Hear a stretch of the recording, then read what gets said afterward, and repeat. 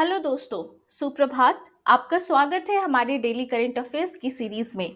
आज है 21 जून और हम डिस्कस करेंगे इम्पॉर्टेंट करंट अफेयर्स, तो बने रहिए हमारे साथ पूरे सेशन में। आज आप सभी जानते हैं 21 जून को हम इंटरनेशनल योगा डे मनाते हैं और इंटरनेशनल योगा डे से रिलेटेड जो भी इम्पॉर्टेंट फैक्ट्स थे वो ऑलरेडी हम कल के सेशन में डिस्कस कर चुके हैं। अगर आपने देखा है तो अच्छी बात है, अदरवाइज आप प्रीवियस सेशन जाके देख सकते हैं। और इंटरनेशनल योगा डे की बात करें तो 2024 का जो योगा डे है वह 10th इंटरनेशनल योगा डे है और इस साल का थीम है yoga for self and society. और इस साल का योगा डे जो है हमारे प्रधानमंत्री जी श्रीनगर में सेलिब्रेट कर रहे हैं, श्रीनगर के शेरे Kashmir international conference centre Srinagar में। और आज जो है प्रधानमंत्री जी ने अपने स्पीच के दौरान इनका जिक्र किया था। ये कौन है? ये है फ्रांस की चार्लेट चैपलिन।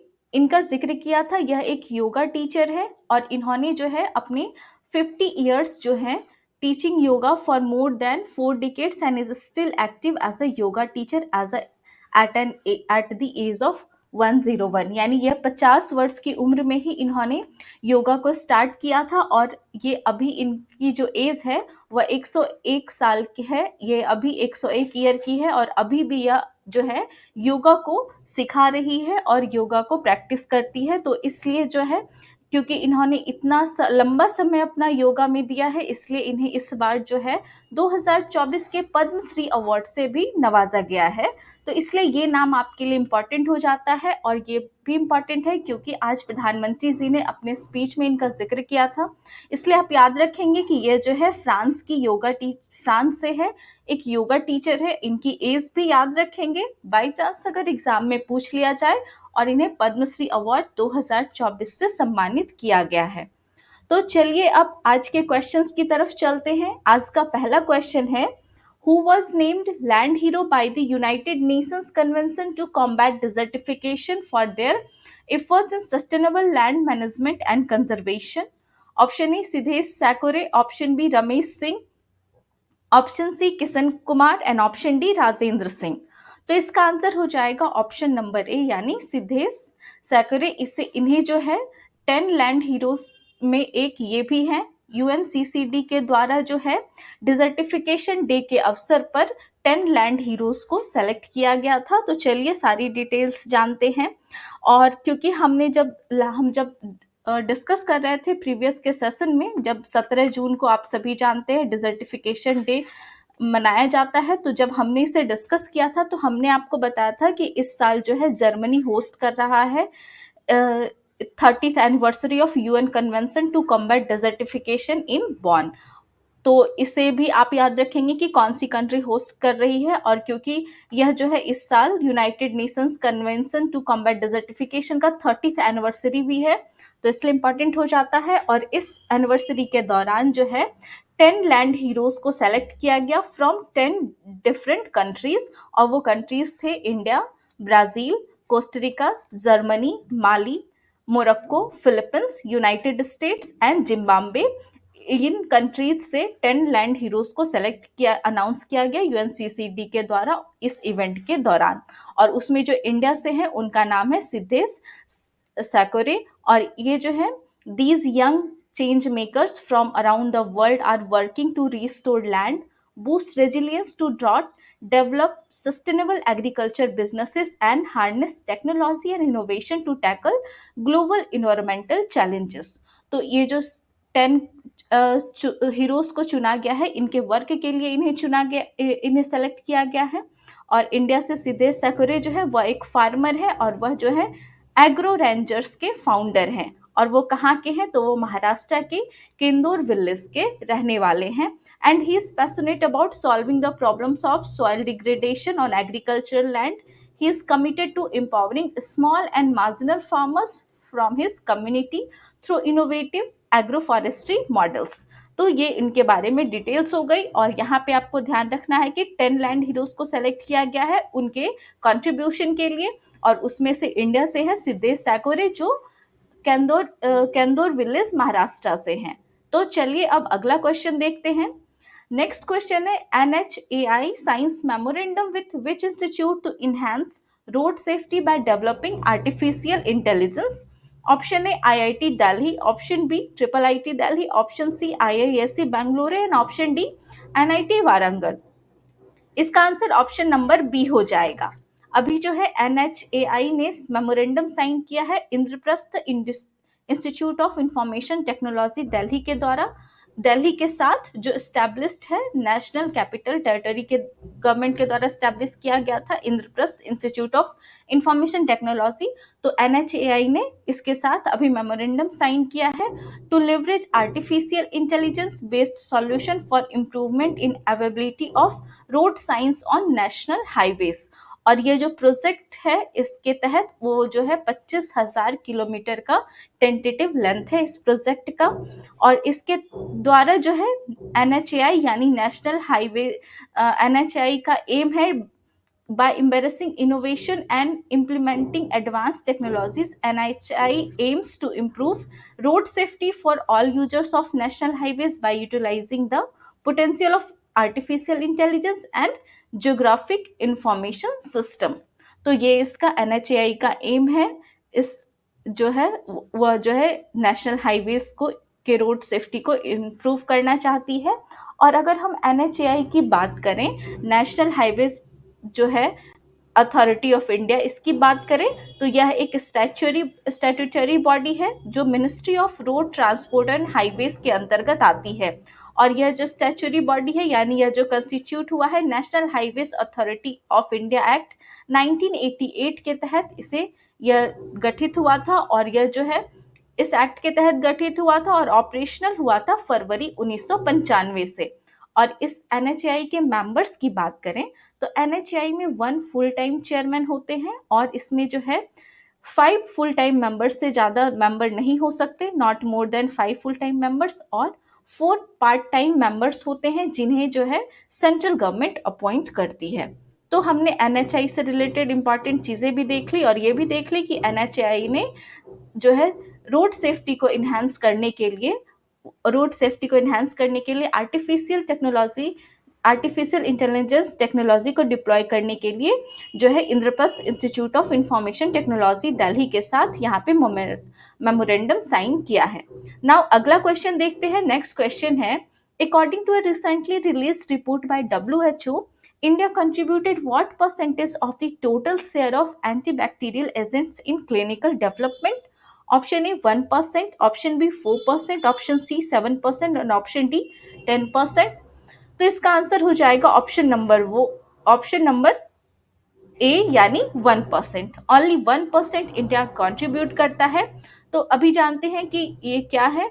तो WHO ने अभी अपना एनुअल रिपोर्ट जारी किया है, antibacterial agents in clinical and pre clinical development and overview and analysis. यह रिपोर्ट WHO के द्वारा जारी किया गया है। यह WHO का एनुअल रिपोर्ट है। इस रिपोर्ट के दौरान जो है 84% of antibacterial research and development is mainly concentrated in high income countries। यानी जो है एंटीबैक्टीरियल रिसर्च एंड डेवलपमेंट जो है वो उसका 84% जो है वर्ल्ड में वो जो है कंसंट्रेटेड है हाई इनकम कंट्रीज में। और जो है 12% कंसंट्रेटेड है अपर मिडिल इनकम कंट्रीज जैसे चाइना, रसिया, साउथ अफ्रीका, जिसमें चाइना का परसेंटेज है 7%, चाइना कंट्रीब्यूट करता है, रसिया 3% एंड साउथ अफ्रीका ओनली 2%। और अगर हम लोअर मिडिल इनकम कंट्रीज की बात करें जैसे इंडिया, यह जो है लोअर मिडिल इनकम कंट्रीज का टोटल कंट्रीब्यूशन 4% है। Total share of antibacterial agents in clinical development by location of research facility ये 4% है, जिसमें इंडिया जो है अकेले केवल 1% कंट्रीब्यूट करता है global antibacterial research and development में। तो ये WHO का रिपोर्ट था, इसलिए यहाँ पे मैंने बता दिया। और अगर हम यहाँ पे बात करें, क्योंकि यहाँ पे जो बताया गया है रिपोर्ट में low income countries, lower middle income countries की बात की गई है, तो ये किस बेसिस पे होता है उसे मैं एक बार आपको बता दूं। यह जो इन्हें बांटा जाता है उन कंट्रीज के gross national income per capita पर इसे डिवाइड किया जाता है। जिन कंट्रीज का जो है gross national income per capita जो है 100 सॉरी $1135 से लेस होता है उन्हें लो इनकम कंट्रीज कहते हैं। और लोअर मिडिल इनकम कंट्रीज हो वैसे कंट्रीज है जिनका gross national income per capita जो है $1136 एंड $4465 के बीच है, उन्हें लोअर मिडिल इनकम कंट्रीज कहते हैं। और अपर मिडिल इनकम कंट्रीज वैसे कंट्रीज हैं जिनका gross national income per capita जो है $4466 एंड 13,845 के बीच है। और हाई इनकम कंट्रीज वैसे कंट्रीज हैं जिनका gross national income per capita जो है $13,846 से ज्यादा है। तो हमारा इंडिया जो है लोअर मिडिल इनकम कंट्रीज में लाई करता है। और तो लोअर मिडिल इनकम कंट्रीज का जो कंट्रीब्यूशन है इस research global antibacterial research development में वो केवल 4% है, जिसमें इंडिया अकेले 1% का कंट्रीब्यूट करता है। और ये WHO की रिपोर्ट कहती है, तो इसलिए इसे हमने आज डिस्कस कर लिया। नाउ अगला क्वेश्चन देखते हैं। नेक्स्ट क्वेश्चन है, who was recently appointed as the Global Goodwill Ambassador for the United Nations High Commissioner for Refugees? Option A, Theo James. Option B, Benedict James. Option C, Iris Elba. And Option D, David Beckham.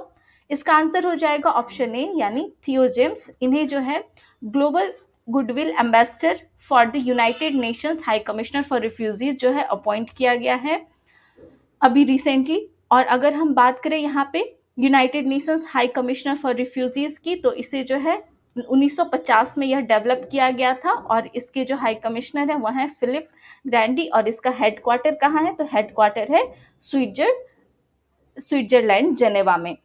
और आप मुझे यहाँ पे comment section में बताएंगे कि हम refugees day के बारे में हमने लास्ट डे डिस्कस किया था, तो इस साल का 2024 का रिफ्यूजी डे का थीम क्या है वो आप मुझे कमेंट सेक्शन में बताएंगे। नाउ अगला क्वेश्चन है, Bharat 6G alliance forms strategic partnership with whom to drive 6G innovations? Option A, 6G IA of Australia and 6G flagship of Tsinghua University. Option B, 5G IA of USA and 5G flagship of Oulu University, Finland.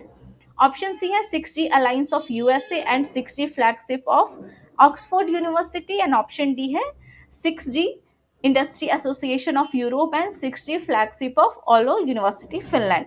इसका answer हो जाएगा option number D यानी 6G industry association of Europe and 6G flagship of Olu university Finland के साथ जो है अभी Bharat 6G alliance ने जो है अभी पार्टनरशिप किया है टू ड्राइव 6G इनोवेशंस। तो चलिए इसके बारे में डिटेल्स देख लेते हैं कि भारत 6G अलायंस ने मेमोरेंडम साइन किया है 6G smart network and service industry association के साथ और 6G फ्लैगशिप ओलू यूनिवर्सिटी के साथ।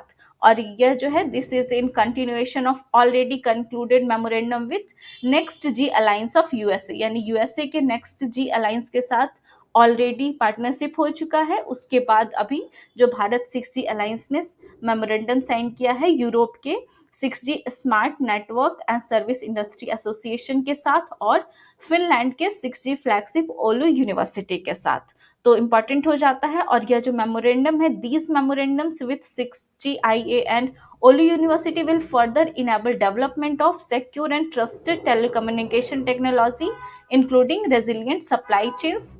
और यह जो है अंडर भारत 6G विजन के तहत जो है already 470 proposals on accelerated research on 6G जो है ऑलरेडी इवेलुएटिंग यहाँ जो department of telecommunication already evaluate कर रहा है। And Bharat 6G vision manifesto was released last year. यह जो भारत 6G विजन मैनिफेस्टो है इसे लास्ट ईयर रिलीज किया गया था, aiming to make India a leading supplier of advance telecom technologies in line with the objective of Viksit Bharat.